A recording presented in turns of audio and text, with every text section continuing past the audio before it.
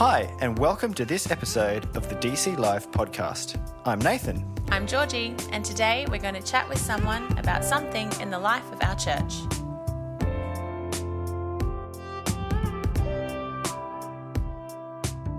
Well, welcome to this week's episode. We're joined by Greg Gardiner. G'day, Welcome, guys. Greg.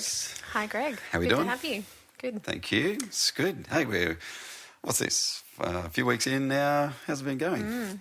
Yeah, it's been good. We've had some good feedback and people interested in the stories of others. So yeah. And we are learning a lot about the people in our church, which is pretty exciting and pretty. It's an honour to be able to interview people so intimately. I'm loving it. I think it's great. I love to hear the stories each week or see what other people are saying and you're having some great conversations with them. So well done. It's been good. So, That's good. Thanks. It's cool. So today we're looking at a topic which is ecclesiology. Yes, that's a big word, isn't it? It is a mouthful. And so we're excited about this topic. And Greg, why don't you fill us in? What is ecclesiology? What is ecclesiology? It like all good things in church, comes from a Greek word, the ecclesia, which means the gathering, essentially, of God's people.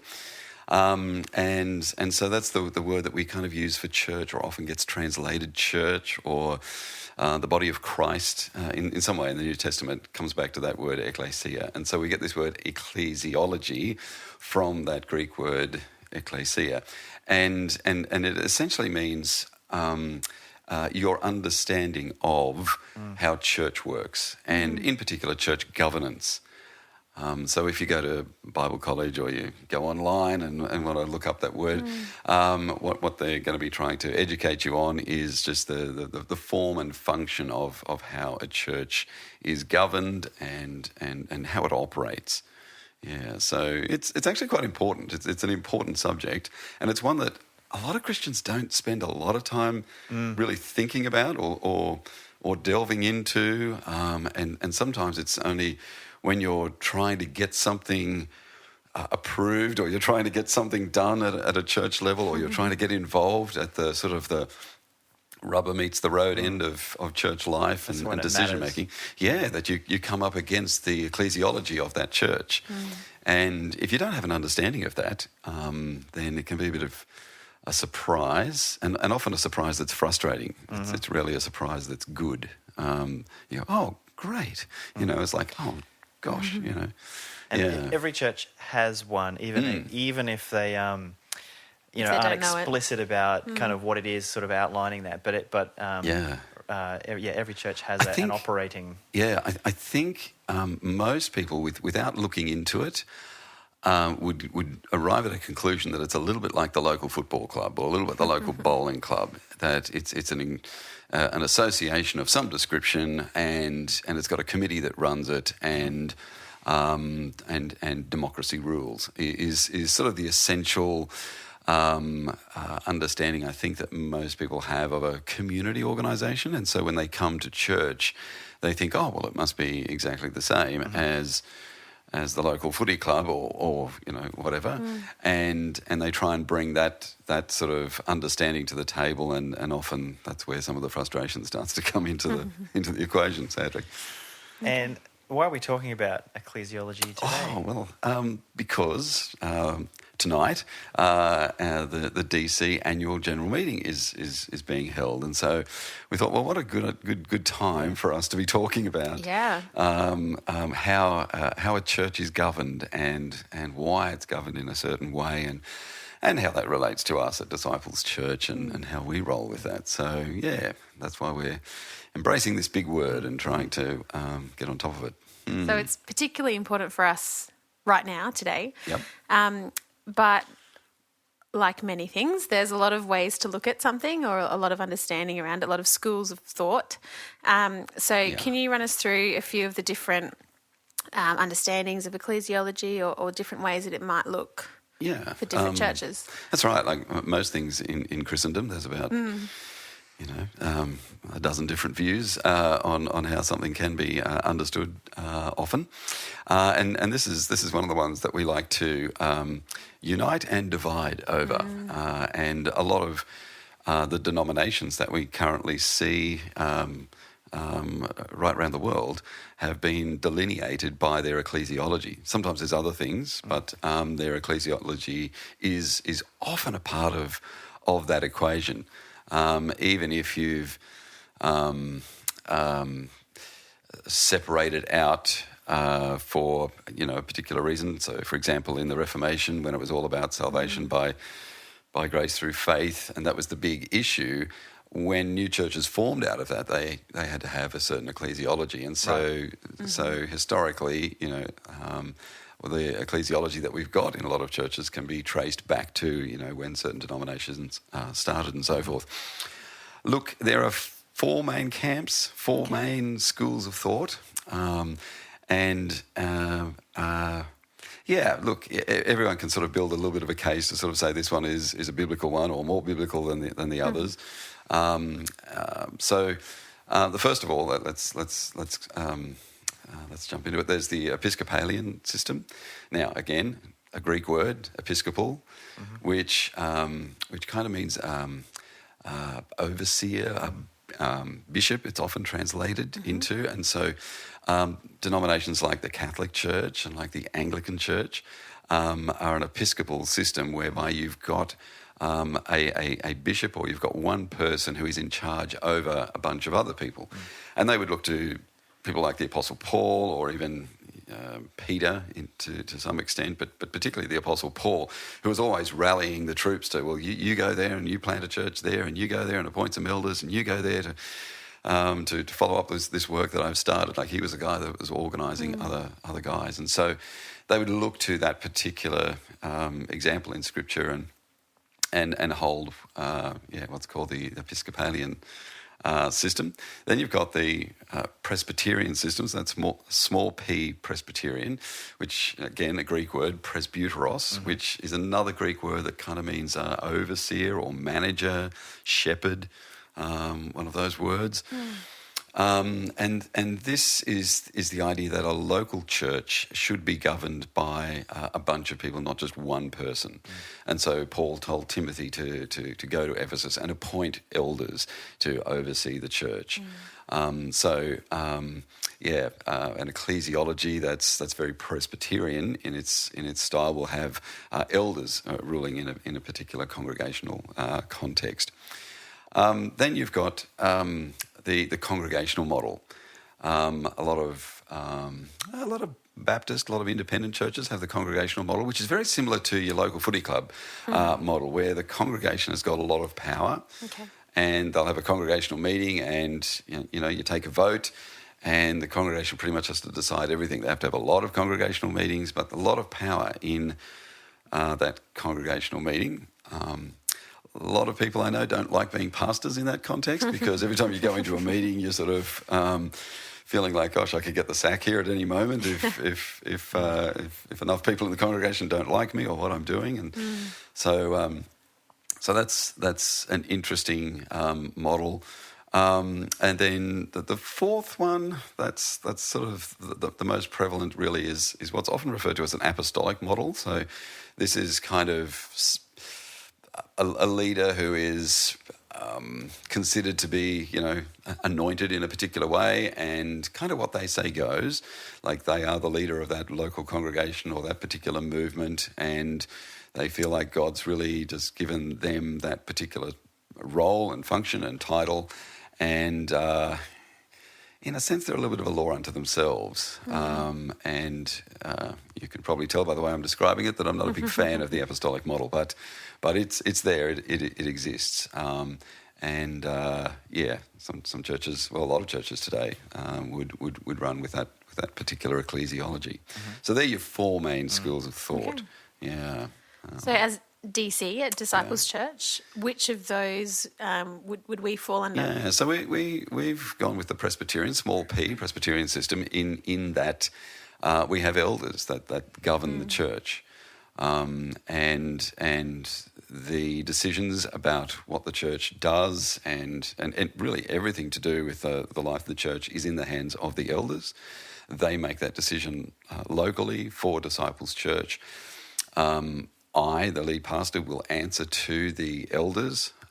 So the buck doesn't really stop with me, it stops with them. I'm sort of the head of the staff that the church employs or appoints. But beyond me, I serve as part of an elder board, and ultimately they're responsible for all of the policy direction of the church. What are we doing? How we're spending money? Who are we making members? The ministry philosophy sort of tweaks and decisions that we need to make, and pastoral care issues, and church discipline kind of issues. It all gets decided by a group of guys who are serving as our elders, and so that's the system that we operate with, and I'm really comfortable that we're on a biblical system with that. It gives me a lot of comfort as the lead pastor that I'm not having all of that responsibility on my own shoulders, but I share that with a bunch of other guys, and that collectively the Lord works in and through us to help us to make the decisions that He wants us to make for the future of the church. Yeah. And so practically, what does that mean for us as members? Well, it means that the decisions are made by the elders primarily. Staff don't get to make a lot of decisions that are of a policy type nature. Staff are implementing policy that the elders have already determined, and they've decided, yes, the church is going to go in this direction, and so then the staff sort of set off in that direction to say, okay, well, you now start to implement that and make that work at the coalface. So decisions are made, yes, by the elders on pretty much all of the policy level kind of stuff. The sort of big picture strategy. Yeah. And then staff kind of implement and help to release some of that. Yeah. Now elders still make decisions about if someone's being being made a member or applying for membership, or if there's any church discipline issues or anything that's sort of reached a pretty acute level of pastoral care that may involve some church discipline at some point, that may get raised at an elder meeting. Certainly decisions about how we spend money and what we apply funds to and so forth, that all gets made at an elder level. So for us practically that's what that means. It also means that when it comes to an annual general meeting, that a lot of the decisions are not essentially made by the congregation in a general meeting. The decisions are essentially made by the elders, and for us, pretty much the biggest decision that congregationally we have to make is if we're going to change our constitution. That's something that the elders can't do on their own. So if we want to make a change to anything in our constitution, that's something that requires a 75% vote of the members of the congregation. And so the power ultimately over that document, the Constitution, lies with the members. But for everything else, it's really in the hands of the elders. Yeah. So if the elders have a lot of decision over the day-to-day running of why we're doing things and how we're doing things at DC, and even what things might look like in the future or the directions we're heading, then why do we need an AGM? Like, what's the point if a lot of these decisions are being made by elders? Why is it important? Or some might even say it's not important. What's the point? What would you say to that? Yeah, and people have raised that with us over the years. So yeah, it's a good question. Firstly, we're required to by corporations law to have an annual general meeting. So because we are a company limited by guarantee, and so it's the law that we have an annual general meeting of our members. But look, we look at it more as a celebration. An annual general meeting is really a report to members on the activities of the organisation over the last 12 months. And so we look back over those last 12 months and we just want to give thanks for what God has done in and through Disciples Church in that time. And there's always been amazing things that God has done in the lives of the members, in the life of the church corporately.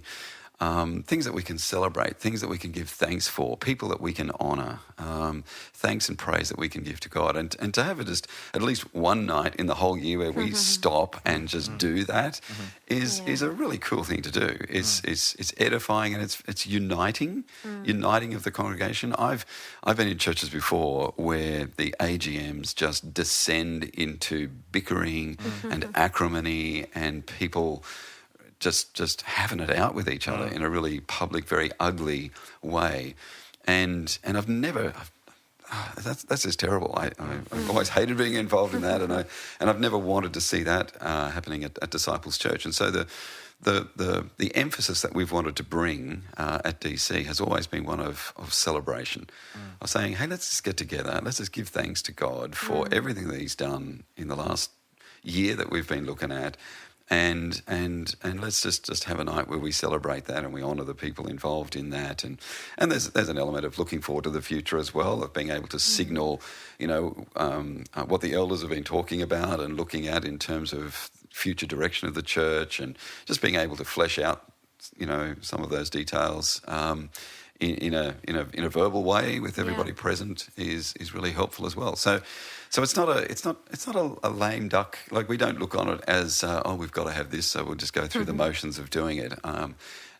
There's a real positive element to having an AGM, and so I look forward to it. I think it's usually a good time. That's good. And as people and sinners, it's so easy for us to just get caught up in the things we can complain about, the things that we don't like, or the things that aren't going so well or going wrong. Yeah. So it's so great to, like you said, just be able to focus on a whole night about celebrating the fruit that has come from the way we do things at Disciples Church, and just trying to do that better. So that's really great and really encouraging for, I think, everyone at DC.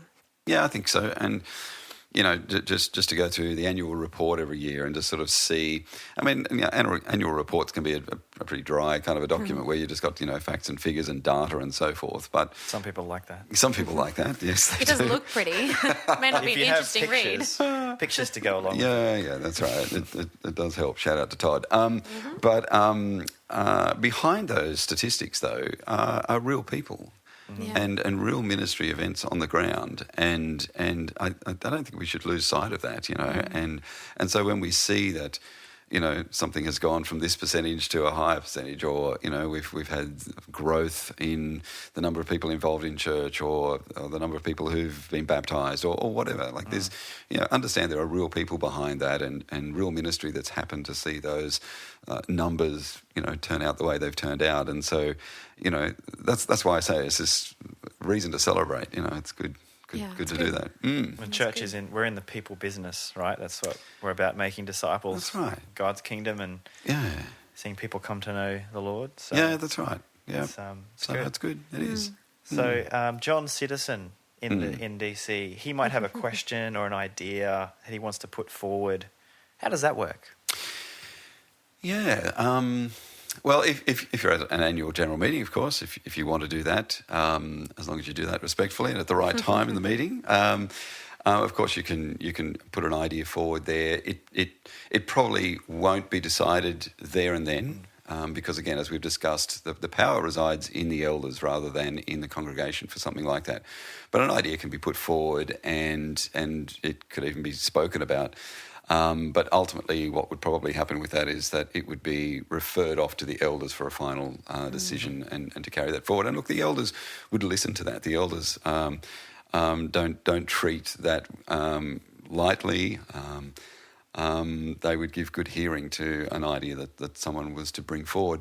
Every month we put out an e-news, a members update e-news. So if you're a member of DC, you'll be familiar with what I'm talking about.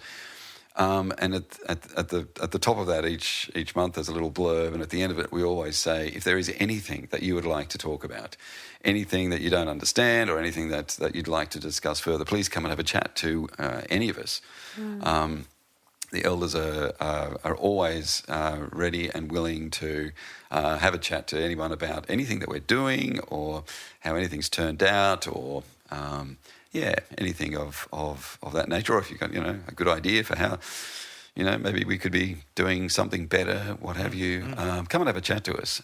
We love to have a talk about those things, and often, we've actually made some tweaks to some of our policies, and some of the practical things that we do from week to week have come about because we've been given feedback about something, and it's got through to an elder meeting, and we've gone, actually, that was a good idea, or that was really good feedback. Because sometimes when you're up close to something, you don't really see what an objective person might see about that. So to get a bit of extra input can be really helpful to us along the way. Yeah. So there you go. That's good. And if we were to ramp that up a notch, what if someone had an issue they wanted to raise, like a complaint, or just that's easy. You just come with your pitchfork and your flaming torch, and you bust through the doors. Oh, look, it's essentially it's the same process. If the complaint is about something that we're doing in terms of our ministry. Maybe you don't like the time we start our services and you'd like the services to start at a different time or whatever. Well, come and have a chat about that, and let's work through, why it is we start the services at the time that we do, and explain all the background of that. And sometimes it's just simply explaining all of the reasons and the rationale behind why we've made a decision about something, kind of is all someone needs to go, oh, yeah, okay, well, I can see why you're doing it that way. Most of the time, those cases are sort of the easy ones. The more difficult ones are when someone's got to complain, not about something, but about someone.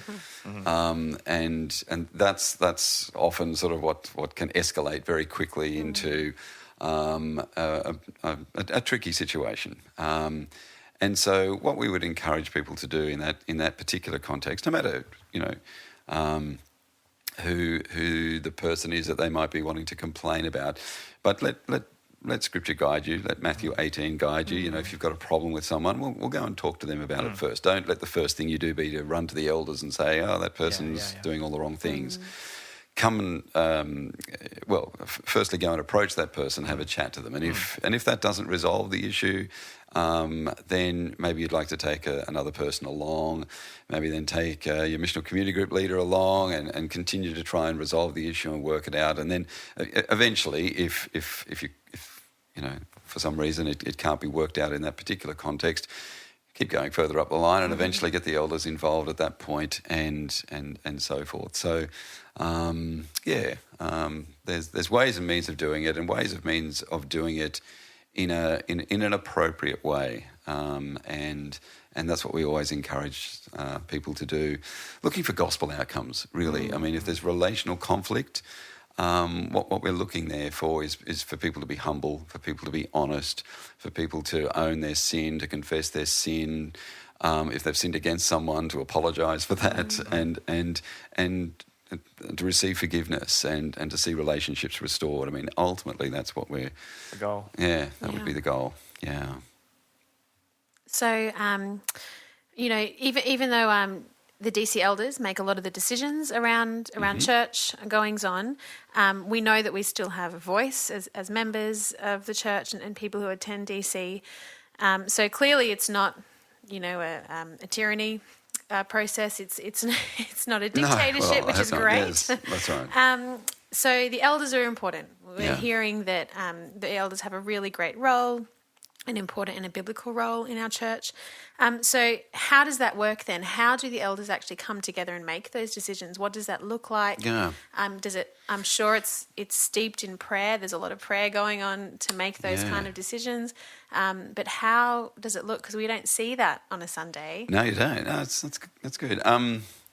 What's interesting is when DC first started, we used to get all of this done in one night of the month. We would meet, and there was so little business to do that we could sort of get that done really quickly, and we would spend the rest of the night in prayer. As the church continued to grow and got bigger and bigger, we just found that we couldn't fit both things on the same night. So we decided to have 2 meetings in the month, and one meeting would just be a prayer night. And when the elders meet on that night, and it's always the 4th Tuesday of the month, we try to pray for every single person in the church. We spend time, we print out lists, and because remembering everybody now is a bit of a struggle with the number of people that we've got. So we print out lists, and we will try and pray for every single person in the church, and be praying generally for the church and so forth, because we truly believe that one of the roles of the elders in the church is to be in prayer, for the church. Yeah, exactly. So the other night of the month that we meet is the 2nd Tuesday of the month, and we meet then as an elder board to conduct the business really of the church. And it's interesting. We don't have a system whereby you've got to have a 100% unanimous process for arriving at a decision. And I've seen churches that have set that up, and they can sort of get themselves into a bit of tricky water sometimes with that. So our system doesn't require a 100% vote. It just requires a majority vote for the elders to make a decision. But I really like to have consensus. Yeah, I really do. And if we find in a meeting that we're not agreeing on something, then in my mind that just says we should wait. We should just... maybe give it another month. Let's just not make a decision tonight. Let's just give it another month. Let's work through this some more. Let's have some more conversation, some more prayer offline, and then come back together again and see if we can find a way forward where everyone is happy to move ahead. And look, I've got to tell you, 99.9% of the time, that is where we get to at DC. Love it. It's just been so good to have elders where we don't have a bunch of yes men, but we do get consensus pretty much most of the time. Sometimes, as I say, might take another month to roll things around. I remember we were debating sabbatical policy last year. And the first month we did not have agreement at all, or the second month, or the third month. I think it took about 6 months of talking this issue through, but we just kept working it through online, offline, until we got to a point where there was 100% agreement, and we got to that point. And so I think that's a probably a good example of the decision-making process that we have, and I think it's been working well and serving the church well. So, God willing, that can continue. Yeah. So there's a bit of a process, that we don't just pick any old bloke. Like it's someone's turn, or you've been around long enough, so you get a gong. No, been there and done that. And seen how that works really badly. So no, the process it is quite involved.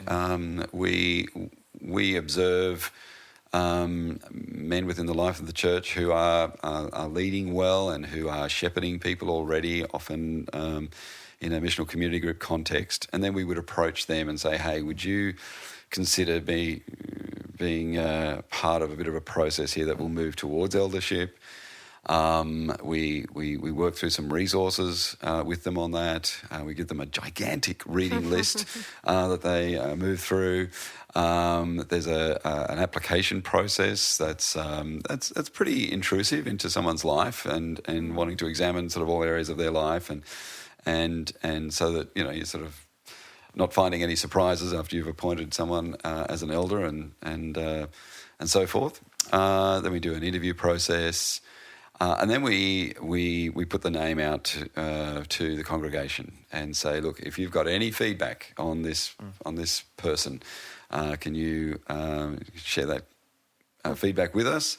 And then after all of that, the elders would make a final decision on appointing another elder. So, it's a long process, but it's a good process. And, so hopefully that will serve us well. Yeah, it's good. It's such a precious commodity we're looking after. We're in the people business. We want to look after God's people well. Yeah. So it's good to be careful about those things. But be praying for the elders and the search for new elders, if that's so be where we are. Well, it is, and yeah, we've got a couple of guys in the process, so it's good. It's encouraging. Yeah, yeah. Yeah, well, thanks. We've looked at the topic of ecclesiology, so thanks, Greg, for walking us through the four main camps, where DC's kind of landed there, and why we do what we do, and we want to continue to support our leaders and pray for them regularly as they look after us so well. So. And if anyone is listening to this, DCer who's listening to it and you're going, yeah, but what about? Or you've got some questions, come on, have a chat. We'd love to talk this through some more. Yeah. Great. Thanks for joining us. Thanks so much. It's my pleasure. We'll see you at the AGM. Okay. If you'd like more information about what's going on at Disciples Church, check out our website. Or email us at podcast@disciples.org.au if you have any questions or feedback.